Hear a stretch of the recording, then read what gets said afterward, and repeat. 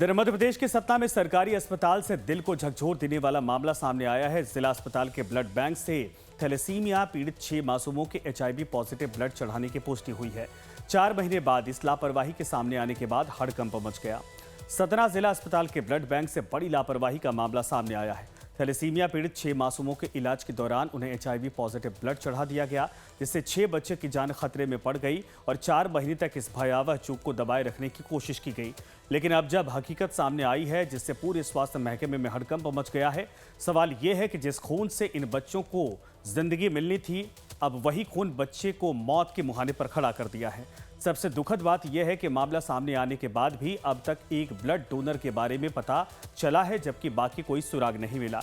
वहीं इस मामले पर जिला कलेक्टर सतीश कुमार एस ने बताया कि मामला सामने आने के बाद सिविल सर्जन से बातचीत हुई है, जिसमें ये बात सामने आई है कि थैलेसीमिया के जो भी पेशेंट हैं, जिनमें 6 मासूम हैं, उनका अस्पताल में रूटीन एसओपी के तहत चेकिंग होती है। ब्लड पैरामीटर के चेक करते समय एचआईवी पॉजिटिव मिला है। इसमें से एक बच्चे के माता पिता एचआईवी पॉजिटिव पाए गए हैं, लेकिन बाकी 5 के डोनर के बारे में पता नहीं चल पाया है।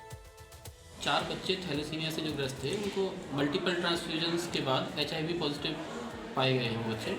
तो और वो कई जगह से, चूँकि ट्रांसफ्यूजन हुआ था कई अस्पतालों से और मल्टीपल ट्रांसफ्यूजन्स हुए थे, तो कई बार जैसे हमारे यहाँ टेस्ट तो बराबर होते हैं, लेकिन विंडो पीरियड्स में कई बार वो जो हमारे यहाँ टेस्ट होते हैं, जो किट अवेलेबल्स हैं, उसमें नहीं हो पाता, मतलब डिटेक्शन नहीं हो पाता है। इसलिए उसके लिए हम लोगों ने नेट टेस्ट किट की व्यवस्था करी है और उन जो बच्चे जो पॉजिटिव आए थे, उन बच्चों को आगे जांच के लिए और उनके ट्रीटमेंट के लिए उनको आइडेंटिफाई करके भेजा गया है।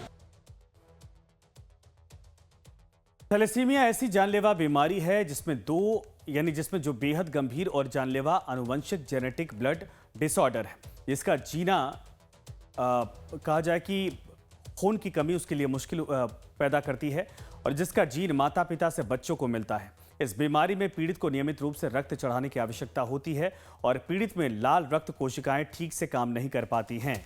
इसी प्रक्रिया के तहत चारों बच्चे जिला अस्पताल के ब्लड बैंक पहुंचे थे, लेकिन यहां जरूरी जांच प्रक्रिया में भारी चूक की वजह से बच्चों को एचआईवी पॉजिटिव ब्लड चढ़ा दिया गया। ब्लड बैंक से प्रेग्नेंट महिलाओं और अन्य मरीजों को भी ब्लड दिया गया। ऐसे में आशंका जताई जा रही है कि कुछ और लोग भी एचआईवी संक्रमित हो सकते हैं, जो एक बार ब्लड लेने के बाद दोबारा जांच के लिए नहीं लौटे हैं। मामला 4 माह पुराना है, लेकिन अस्पताल प्रबंधन के संज्ञान में अब आया है। ब्लड डोनेशन के दौरान तय प्रोटोकॉल का पालन नहीं किया गया। अब आपको बताते हैं कि ब्लड डोनेशन की प्रक्रिया क्या है। इसके लिए ब्लड बैंक को किन चीज़ों का ख्याल रखना होता है।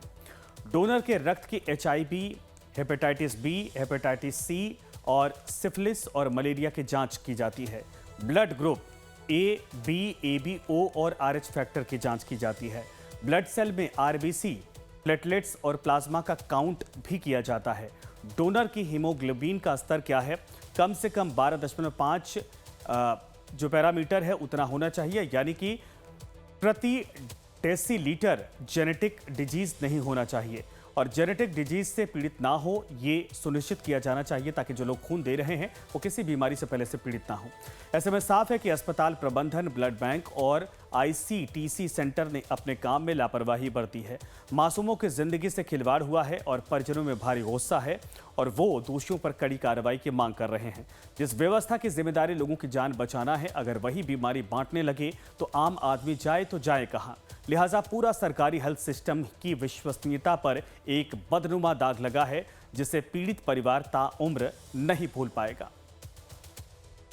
तो रिपोर्ट के माध्यम से और मेरे से जो सिविल सर्जन से जो बातचीत किया है उसके सिलसिला में एक चीज़ सामने आया है कि जो थैलेसीमिया का जो पेशेंट्स है, जिसको रिपीटेड जो ब्लड ट्रांसफ्यूशंस करते हैं, उसमें से कुछ बच्चे हैं, 6 बच्चे हैं, जिसका रूटीन SOP के तहत उनका जो ब्लड पैरामीटर्स चेक करते समय में HIV पॉजिटिव मिला है।